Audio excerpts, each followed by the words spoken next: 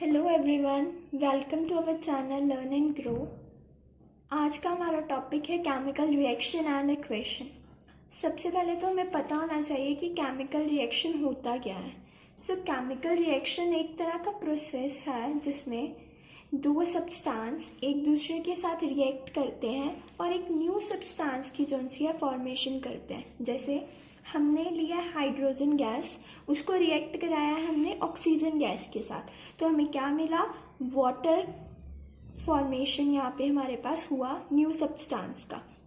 अब जब भी कोई केमिकल रिएक्शन होती है उसमें क्या होता है, उसमें कौन कौन सी चीज़ें इन्वॉल्व होती हैं। सबसे पहला, केमिकल रिएक्शन में हमारे पास होना चाहिए रिएक्टेंट, और जो हमें मिलता है फाइनल चीज सब्सटेंस जो हमें मिलती है उसे हम लोग बोलते हैं प्रोडक्ट।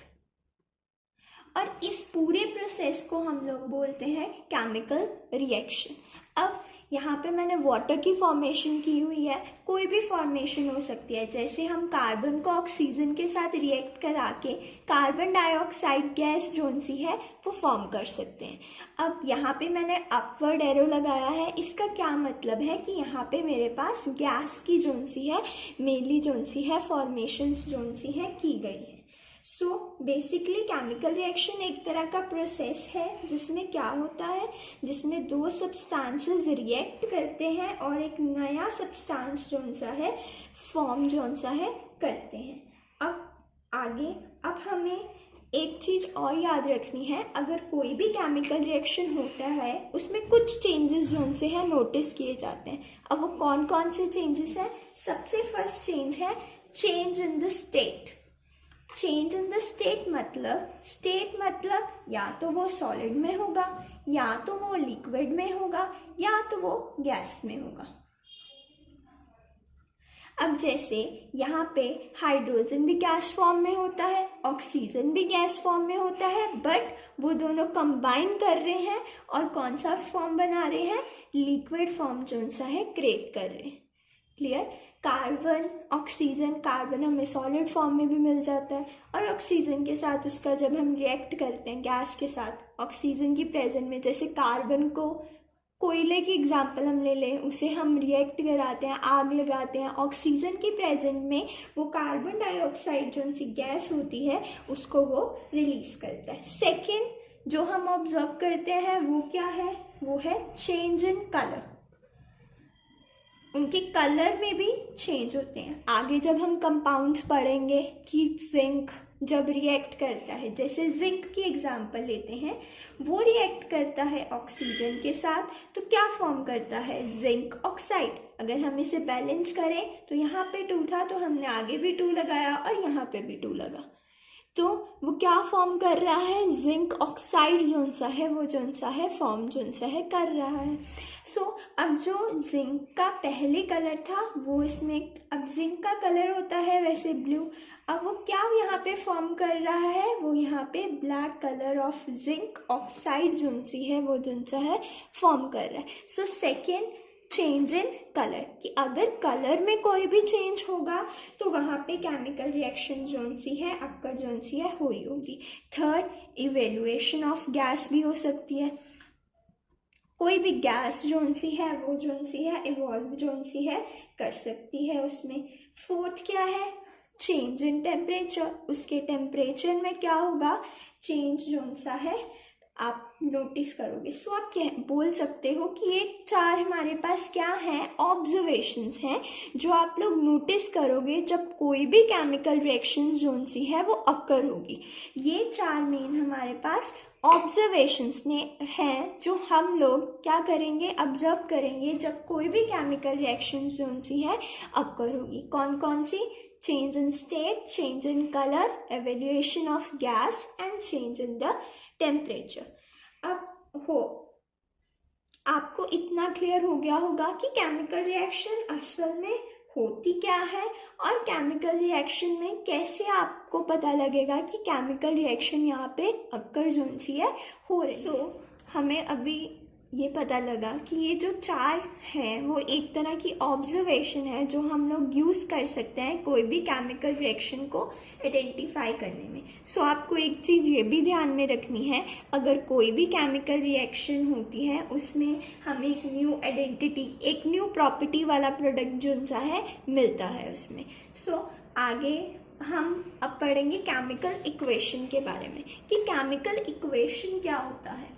सो जब भी हमें कोई भी केमिकल रिएक्शन को, जब भी हम कोई भी केमिकल रिएक्शन को सिंबॉलिकली, सिंबल्स की फॉर्म में, मतलब सिंबॉलिकली रिप्रेजेंट करते हैं तो हम उसको क्या बोलते हैं? हम उसको बोलते हैं केमिकल इक्वेशन। अब जैसे ये मेरे पास क्या थी? ये मेरे पास केमिकल इक्वेशन थी।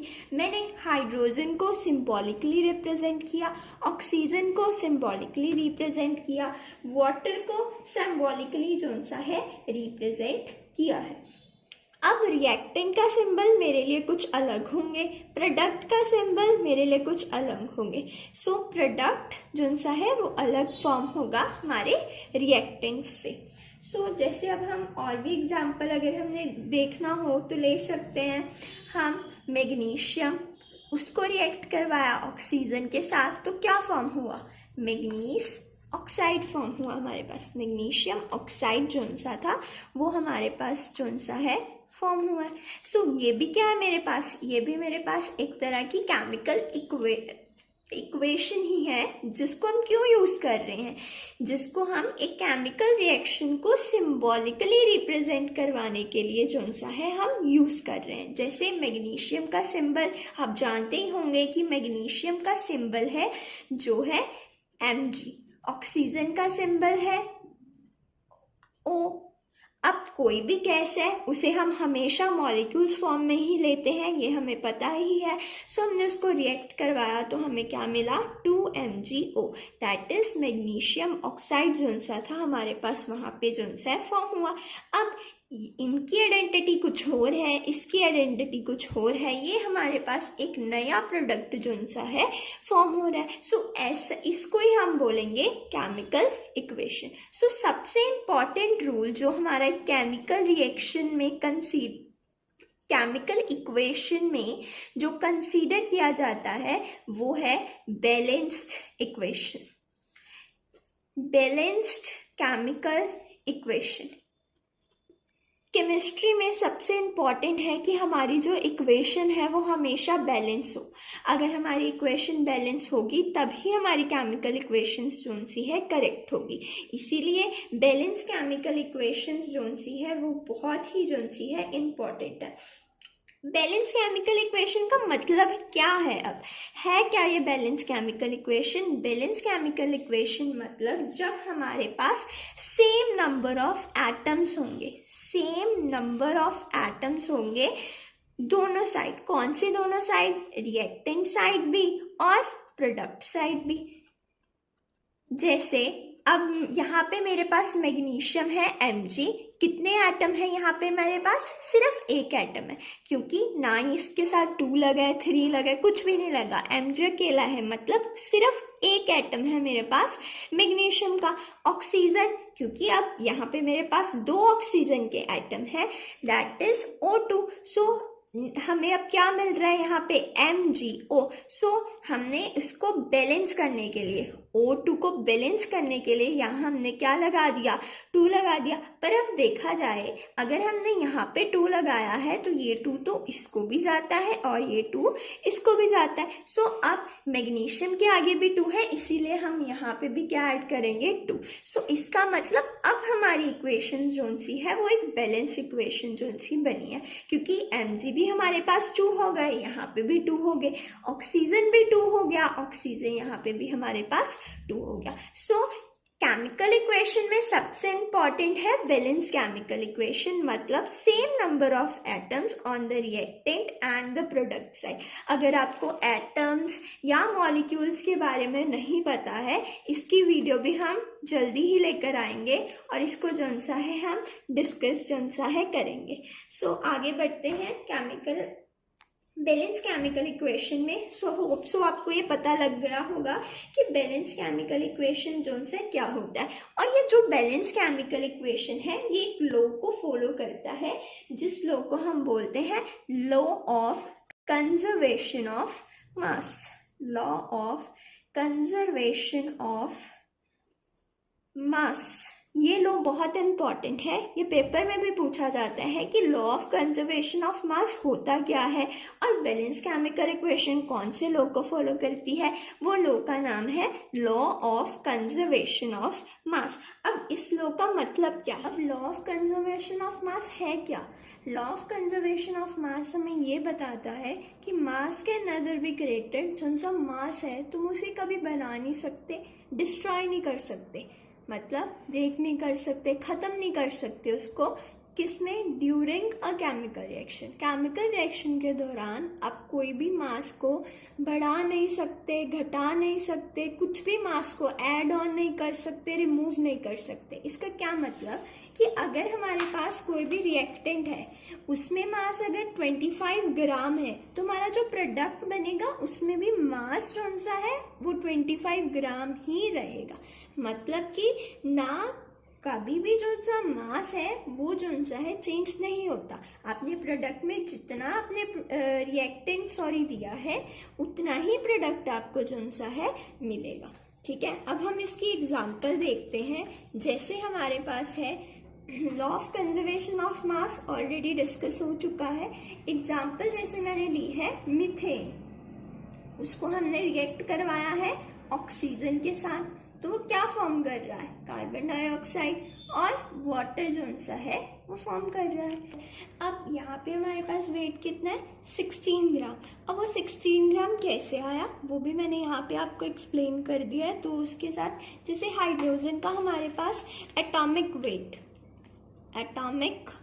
जो सा होता है वो 1 होता है।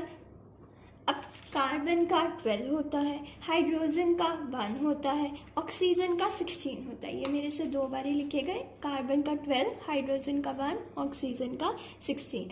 अब ये मेरे पास एटॉमिक वेट आता कैसे है? मोस्टली जो हम एटॉमिक नंबर लर्न करते हैं, एटॉमिक नंबर्स वगैरह लर्न करते हैं, उनके मोस्टली ये डबल ही होते हैं, कुछ केसेस में अलग होते हैं।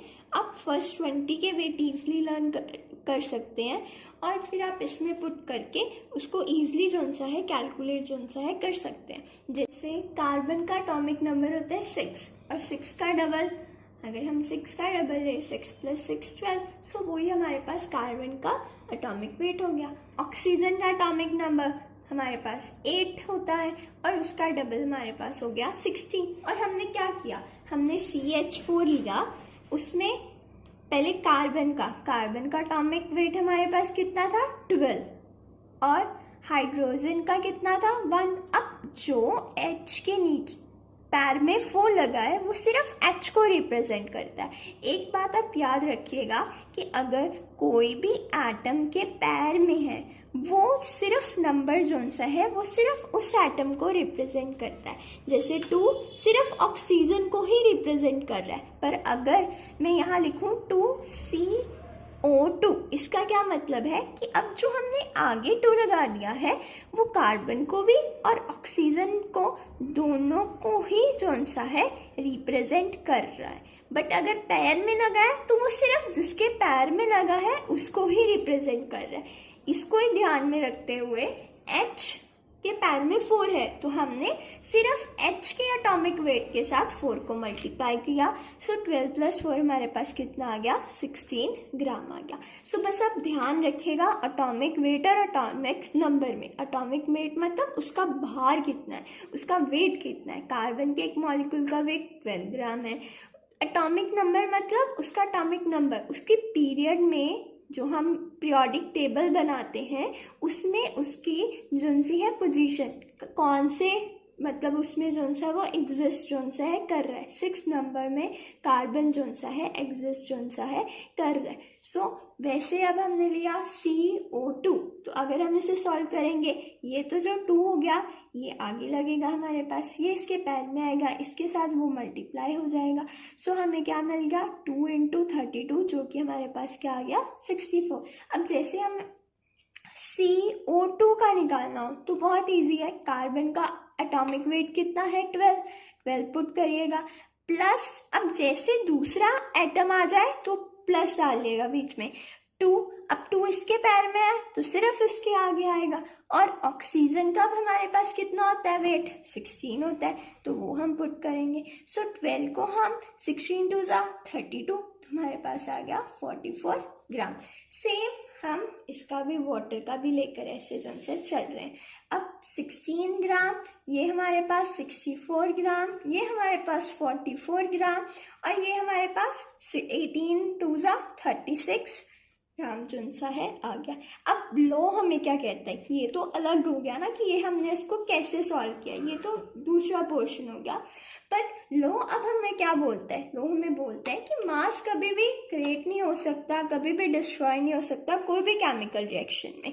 अब मतलब क्या है कि ये दोनों मेरे जोन से हैं वो इक्वल होने चाहिए। अब मुझे क्या करना है? अब मैंने इसका भी वेट निकाल लिया, इन दोनों साइड का भी वेट निकाल लिया, मतलब मैंने अपने प्रोडक्ट साइड का भी वेट निकाल लिया, और मैंने अपने रिएक्टेंट साइड का भी वेट जो सा है फाइंड आउट कर लिया। अब मैं इन दोनों को प्लस कर दूंगी। अगर मैं 16 को 4 में प्लस करूंगी तो 10 1 ऊपर 8 80 ग्राम आ जाएगा। और यहाँ पे प्लस करेंगे तो तब यहाँ पे भी हमारे पास 80 ग्राम आ रहा है। सो ऐसे हमारा जो लॉ ऑफ कंजर्वेशन ऑफ मास है वो यहाँ से जो है प्रूव हो गया कि चाहे हमने यहाँ पे रिएक्टेंट वाली साइड में जैसे भी हमने अपने वेट को ब्रेक किया कि हमने मीथेन इतना ले लिया, ऑक्सीजन इतना ले लिया, पर प्रोडक्ट में हमारे पास जो भी प्रोडक्ट फॉर्म हो रहा है वेट हमारे पास सेम है। जो मतलब मास है उसका, क्वांटिटी है जो हमारे पास जो प्रोडक्ट की फॉर्म हो रही है वो सेम है। ना तो वो बड़ी मतलब ना हो वो क्रिएट हुई, ना वो मतलब बड़ी इंक्रीज भी नहीं हुई, और ना ही वो जोन सा है क्या हुई? डिस्ट्रॉय हुई। डिस्ट्रॉय मतलब जोन सा है ना वो खत्म हुई और ना हो वो जोन सी है ऐड हुई। इससे हमारा law of conservation of mass zone सा है मतलब कि वेरीफाई जो हो जाता है। So basically balance chemical equation इसी लॉ को जो है फॉलो करके जो है चलती हैं कि जो हमारा ये दोनों साइड जो सी है हमेशा इक्वल जो सी है आनी ही चाहिए, फिर ही हमारा वो जो सा है बैलेंस है। इसीलिए कोई भी इक्वेशन है उसे बैलेंस करना हमारे लिए बहुत ज़रूरी है, क्योंकि हमें law of conservation of mass को क्या करना है? फॉलो जो सा है करना। अब हमने पढ़ लिया ये कि law of conservation of mass जो सा है वो बैलेंस केमिकल इक्वेशन इस मास को जो है फॉलो करती है। अब जो हमारे पास इक्वेशंस हैं जो बैलेंस ही ना हो उस इक्वेशन को हम क्या बोलते हैं? Unbalanced equation. अनबैलेंस इक्वेशन तो बोलते ही हैं। और कौन सी इक्वेशन हम उसको बोलते हैं? इसको हम बोलते हैं skeletal equation.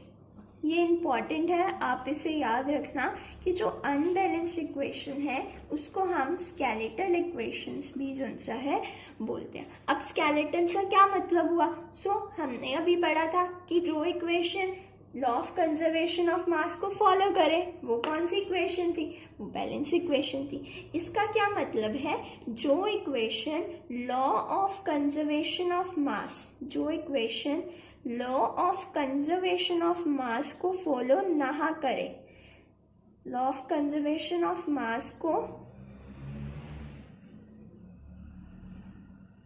does not follow law of conservation of mass, जो equation law of conservation of mass को फॉलो ना करें उस इक्वेशन को हम लोग बोलेंगे स्केलेटन इक्वेशन। क्या मतलब इसका? कि अगर हम उन दोनों की रिएक्टेंट करेंगे, मतलब मैंने रिएक्टेंट साइड ली 25 ग्राम, पर मेरे पास प्रोडक्ट जो सा है फॉर्म हो रहा है वो मेरे पास फॉर्म हो रहा है 30 ग्राम। इसका क्या मतलब हुआ? कि मेरे पास प्रोडक्ट जो सा है वो ज़्यादा ऐड हो रहा है। सो ये तो बिल्कुल लॉ ऑफ कंजर्वेशन को फॉलो ही नहीं करता, बिकॉज लॉ ऑफ कंजर्वेशन तो हमें क्या बोलता है कि ना ही कोई मास और क्रिएट हो सकता है, ना ही कोई मास जो सा है डिस्ट्रॉय हो सकता है। सो ऐसे इक्वेशन जो law of conservation of mass को फॉलो नहीं करेंगी, उस इक्वेशंस को हम लोग बोलेंगे स्केलेटन इक्वेशन। आगे हम देखेंगे कि हम कोई भी इक्वेशन को कैसे बैलेंस करते हैं, बैलेंस के लिए क्या क्या हमें देखना पड़ता है, और उसको जो सा हम कैसे जो सा है बैलेंस जो सा है कर। अब हम डिस्कस करेंगे कि बैलेंस केमिकल इक्वेशन क्या है, वो तो हमें पढ़ लिया। अब केमिकल इक्वेशन को बैलेंस करें तो कैसे करें। कोई भी हमारे पास केमिकल इक्वेशन होगी, कोई भी केमिकल इक्वेशन को बैलेंस करने के लिए बेस्ट रूल्स जो सा हम यूज़ कर सकते हैं वो है trial method, hit and trial method जो सा है हम लोग यूज़ कर सकते हैं कोई भी इक्वेशन को बैलेंस करने में। Mainly hit and trial method में होता क्या है, हम इक्वेशन को जो सा है बैलेंस करते हैं by using the smallest whole number. जो हमारे पास सबसे छोटा होल नंबर जो सा है होता है, होल नंबर का कोई भी कोएफिशिएंट जो हमारे पास जो सा होता है उसको हम यूज़ करके जो सा है बैलेंस करते हैं। बेसिकली जब भी आपको कोई भी केमिकल इक्वेशन को बैलेंस करना है, सबसे पहले आपको उसको देखना है कि हम इसे कैसे बैलेंस कर सकते हैं। थोड़ा अपना भी उसमें आपको जुगाड़ लगाना पड़ेगा और फिर उसको जो सा है बैलेंस जो सा है करना पड़ेगा, फिर ही वो आपके लिए ईजिली होगा। पर आप जैसे जैसे उसकी ज़्यादा प्रैक्टिस करते रहोगे, आप उसको ईजिली बैलेंस करना जो सा है सीख जाओगे। इसके लिए आपको अपनी वैलेंसी वगैरह भी स्ट्रॉन्ग करनी पड़ेगी। आपको पता होना चाहिए किस एलिमेंट की कितनी वैलेंसी होती है और वो कैसे उसको जो सा है फॉर्म करता है। एग्जाम्पल के तौर में अगर हमने एग्जाम्पल लेनी हो तो हम एग्जाम्पल जो सी मेन एनसीईआरटी में भी हमें पाई जाती है, वो जैसे iron react with water to form iron third oxide plus hydrogen gas. अब गैस निकल रही है तो पता चल गया हमें कि ये केमिकल इक्वेशन ही है हमारे पास, और रिएक्टेंट कुछ और थे, प्रोडक्ट कुछ और फॉर्म हो रहा है, तो प्रूव हो गया, वेरीफाई हो गया कि ये केमिकल इक्वेशन है और ये हमें उसकी कैरेक्टरिस्टिक से जो सा है पता जो सा है लग रहा है। सबसे फर्स्ट स्टेप हमारे पास क्या है कि हमने रिएक्टेंट और प्रोडक्ट साइड में देखनी है क्या, नंबर ऑफ एटम्स। रिएक्टेंट और प्रोडक्ट साइड में देखने हैं हमें नंबर्स ऑफ एटम की, कितने नंबर्स ऑफ एटम्स जो से हैं हमारे पास जो से हैं उसमें प्रेजेंट है। अगर हम देखें, अब Fe को अगर हम देखें तो हमारे पास Fe कितने हैं रिएक्टेंट साइड में, तो सिर्फ एक Fe है। पर अगर हम इसको देखें प्रोडक्ट साइड में तो कितने हैं, 3, तो हमने यहाँ पे 3 लिख दिया। अब दूसरा एलिमेंट कौन सा है, ऑफ कोर्स हाइड्रोजन। हाइड्रोजन कितने हैं, 2, यहाँ पे कितने हैं, 2। ऑक्सीजन की बात करें, ऑक्सीजन कितने हैं हमारे पास, 1, और दूसरी साइड ऑक्सीजन हमारे पास कितना है, 4 ऑक्सीजन है। तो अगर हम देखें कि हमारा जो सा हाइड्रोजन है वो कहीं ना कहीं ऑलरेडी बैलेंस है, यहाँ भी 2 है, यहाँ भी 2 है, पर जो ऑक्सीजन है वो बैलेंस नहीं है, यहाँ पे 1 है और यहाँ पे 4 है। सबसे पहला स्टेप अब हम क्या कर सकते हैं, जैसे मेरे पास Fe3O4 प्लस H2 है, मैंने क्या किया, अब मैं क्या कर सकते हैं, यहाँ पे हम H2O को 4 के साथ मल्टीप्लाई कर सकते हैं क्योंकि मुझे ऑक्सीजन बैलेंस करने हैं। तो ऑफकोर्स जहाँ जो हाईएस्ट है वही मैं बनाना चाहूँगी ना। ऑक्सीजन 4 है मेरे पास, तो मैंने यहाँ 4 लगा दिया। ऑक्सीजन 4 हो गए, यहाँ भी ऑक्सीजन 4 हो गए। चलो यहाँ पे तो दोनों साइड बैलेंस, बट मेरे अब हाइड्रोजन हिल गए। क्यों, क्योंकि मैंने आप लोगों को बताया था कि अगर आगे 4 हो तो वो हमारा इसको भी जाता है और इस एलिमेंट को भी जो है दोनों एटम्स में जो है वो जाता है। अब 4 2 जा, यहाँ पे हाइड्रोजन कितने हो गए मेरे पास, 8 हाइड्रोजन जो से हैं फॉर्म हो गए। और यहाँ पे कितने हैं, यहाँ पे मेरे पास तो सिर्फ 2 हाइड्रोजन है। तो अब मैं क्या करूँ, ऑफ कोर्स अगर मैं इसको 4 के साथ मल्टीप्लाई कर दूंगी, अगर मैं इसको 4 के साथ मल्टीप्लाई कर दूंगी तो मेरे पास कितना आ जाएगा, 8 आ जाएगा। सो मैंने क्या किया, यहाँ पे क्या लगा दिया 4। अब मेरे हाइड्रोजन बैलेंस है, यस, अब मेरे हाइड्रोजन जोन से हैं वो बैलेंस है। यहाँ पे मेरे हाइड्रोजन अब कितने हैं 8, और दूसरी साइड हाइड्रोजन भी कितने हैं मेरे पास 8। ऑक्सीजन भी मेरे पास जोन से है, अब जोन से है बैलेंस हो गए। अब बात करें Fe की, यहाँ कितने हैं 3, यहाँ पे कितने हैं 1। ये तो बहुत सिंपल है क्योंकि Fe तो है ही अकेला एक एलिमेंट, उसके साथ तो कोई और है नहीं कि अगर मैंने यहाँ पे ऐड किए तो दूसरे की जोन से है एटम्स जोन से है वो अनबैलेंस हो जाएंगे। सो इजीली हम यहाँ पे 3 लगा देंगे, और जब मैंने इसके आगे 3 लगाया तो Fe भी मेरा क्या हो गया बैलेंस हो गया। सो ऐसे देख के आपको जोन सा इक्वेशन को अपनी जोन सा है बैलेंस करना है। फिर से एक बारी डिस्कस करें, Fe plus H2O gives you Fe3O4 plus H2। Simple था कि यहाँ पे ऑक्सीजन 4 थे, यहाँ पे ऑक्सीजन सिर्फ 1 था, मैंने यहाँ पे 4 लगा के बैलेंस कर दिया। पर जब मैंने यहाँ पे 4 लगाया, हाइड्रोजन कितने हो गए 8, 4 2 ज़ा 8, तो यहाँ पे तो 2 थे तो मैंने यहाँ पे भी 4 लगा दिया तो 8 हो गए, बैलेंस हो गए। और यहाँ पे Fe3 था तो मैंने यहाँ पे भी Fe3 लगा के इस इक्वेशन को क्या कर दिया बैलेंस। सो अब बोल सकते हो कि ये मेरे पास कौन सी इक्वेशन है, अब ये मेरे पास बैलेंस्ड केमिकल इक्वेशन है।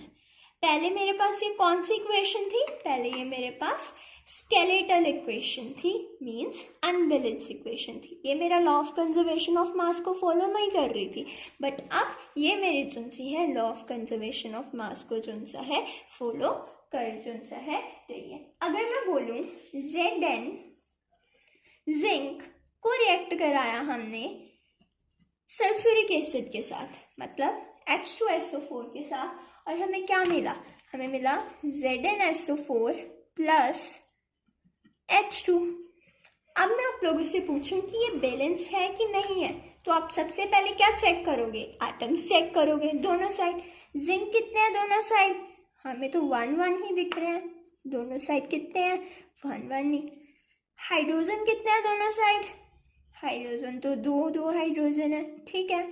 अब सल्फर अलग है, O अलग है, सो S कितने हैं दोनों साइड 1 1 ही है।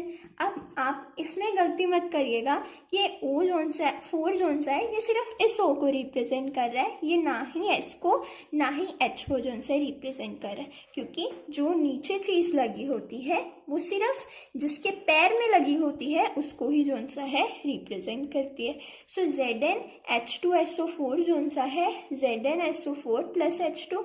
अब लास्ट में देखें तो ऑक्सीजन कितने हैं 4, यहाँ पे भी कितने 4, तो मुझे तो कोई यहाँ पे अनबैलेंस दिख ही नहीं रहा। इसका मतलब ये इक्वेशन मेरी क्या है, ये मेरी इक्वेशन जोन सी है ये बैलेंस्ड इक्वेशन है यहाँ पे। सो अभी तो आपको ऐसे लिखना पड़ रहा है, पर जैसे जैसे आप इस केमिकल इक्वेशंस की प्रैक्टिस करते रहोगे, केमिकल इक्वेशन को देखोगे, बार बार उसको सॉल्व करोगे, तब आपको ये लिखने की भी ज़रूरत नहीं पड़ेगी, तब आप उसको ऐसे ही देखोगे तो आप उसको ईजिली जोन सा है सॉल्व आउट जोन सा है कर सकते हो ईजिली। अब हम लोग एक और एग्जांपल लेते हैं, जैसे एल्युमिनियम को हमने रिएक्ट करवाया सल्फ्यूरिक एसिड के साथ, एल्युमिनियम सल्फेट प्लस H2 हमारे पास फॉर्म हुआ है। सबसे पहले हम एल्युमिनियम देखेंगे रिएक्टेंट साइड में और प्रोडक्ट साइड में। रिएक्टेंट साइड ये वाली थी हमारे पास और प्रोडक्ट साइड ये वाली थी। रिएक्टेंट साइड में एल्युमिनियम हमारे पास है 1, पर प्रोडक्ट साइड में है 2। फिर हम बात करें हाइड्रोजन की, तो रिएक्टेंट साइड में है सिर्फ 2 और यहाँ वाली साइड में भी कितने हैं 2 हैं। फिर हम बात करें सल्फर की, सल्फर यहाँ पे कितने हैं सिर्फ 1 सल्फर है, और यहाँ पे हमारे पास सल्फर कितने हैं, प्रोडक्ट साइड में 3 सल्फर है, क्योंकि SO4 होल ब्रैकेट 3 का यही मतलब है कि ये जो 3 है वो इसको भी जा रहा है और इसको भी जा रहा है। मैंने आपको पहले भी बताया है, अगर कोई भी एलिमेंट के पैर के नीचे कोई भी नंबर होता है तो वो सिर्फ वो वाले ही एलिमेंट को चुन सा है जाता है। तो सल्फर का रिएक्टेंट साइड में 1, प्रोडक्ट साइड में 3 हो गए। ऑक्सीजन देखें तो रिएक्टेंट साइड में 4, पर प्रोडक्ट साइड में अगर हम देखें 4 3 ज़ा 12। अब हम इसे बैलेंस करेंगे। अब हाइड्रोजन तो हमारे पास बैलेंस है। सबसे पहले अगर हम देखें तो हम एल्युमिनियम को बैलेंस करें। एक साइड एल्युमिनियम हमारे पास एक है, पर दूसरी साइड एल्युमिनियम हमारे पास कितने हैं, 2 हैं। तो हमने क्या किया, हमने यहाँ पे 2 लगा के सबसे पहले अपने एल्युमिनियम को जो सा था वो बैलेंस कर लिया, फिर यहाँ पे भी 2 हो गए, ये बैलेंस हो गया। अब हम लेते हैं सबसे पहले, अगर हम ऑक्सीजन को लें, यहाँ पे 4 है, यहाँ पे 12 है। अगर मैं इसे 3 के साथ मल्टीप्लाई कर दूँ, ये मेरे पास ऑटोमेटिकली कितने हो जाएंगे, 12। तो इसका मतलब मैं अब यहाँ पे बीच में तो 3 लगा नहीं सकती क्योंकि वो एक कंपाउंड है, तो मैं आगे ही 3 जो सा है लगाऊंगी। जब मैंने 3 लगाया ऑक्सीजन तो मेरे बैलेंस हो गए, 3 4 ज़ा 12, 4 3 ज़ा 12। बट अब मेरे हाइड्रोजन जोन से थे वो इनबैलेंस हो गए। यहाँ पे हाइड्रोजन कितने हैं, 3 2 ज़ा 6, बट यहाँ पे कितने हैं, 2। तो मैंने यहाँ पे भी 3 लगा के 3 2 ज़ा 6, हाइड्रोजन को भी दोनों साइड क्या कर दिया, 6 6 हाइड्रोजन मैंने जो से थे बैलेंस कर दिए। अब अगर हम देखें सल्फर को, तो आप देख सकते हो कि जैसे मैंने यहाँ पे 3 लगाया, यहाँ पे भी सल्फर 3 हो गए, और यहाँ पे तो ऑलरेडी सल्फर 3 थे ही, बट इस साइड में मेरे ऑटोमेटिकली, क्योंकि अगर हम आगे नंबर लगा रहे हैं तो वो हाइड्रोजन को भी जा रहा है, वो सल्फर को भी जा रहा है, वो ऑक्सीजन को भी जा रहा है। सो यहाँ पे मेरे पास जो सल्फर थे वो भी कितने हो गए, 3। सो अब ये जो मेरी इक्वेशन बनी, इसे हम बोलेंगे बैलेंस्ड केमिकल इक्वेशन। लास्ट में मैंने आपके लिए कुछ इक्वेशंस लिखी हैं जिन्हें आपको बैलेंस करना है। जो बैलेंस होगी उसे आप वहाँ पे लिख सकते हैं ऑलरेडी बैलेंस्ड, और जो अनबैलेंस होगी उसे आपको बैलेंस करना है। और आप इनके आंसर मुझे कमेंट सेक्शन में भेज सकते हैं। और केमिकल इक्वेशन एंड अभी हमने केमिकल इक्वेशन पढ़ा है, और कैसे हम इक्वेशन को बैलेंस करते हैं वो हमने जिनसे डिस्कस किया। हमने केमिकल इक्वेशन क्या होता है वो डिस्कस किया, और साथ में हमने उसको बैलेंस करना सीखा है कि केमिकल इक्वेशन को हम बैलेंस कैसे कर सकते हैं। आगे नेक्स्ट वीडियो मिलेगी आपको टाइप्स ऑफ केमिकल रिएक्शन के ऊपर। जल्दी आपको ये वीडियो जोन सी है मेरे चैनल पे मिल जाएगी। अगर आपको ये वाले टॉपिक में कोई प्रॉब्लम हो तो आप हमें कमेंट सेक्शन में जोन सा है प्रॉब्लम अपनी जोन सी है भेज सकते हो। Thank you guys for watching. Do subscribe my channel and like and share.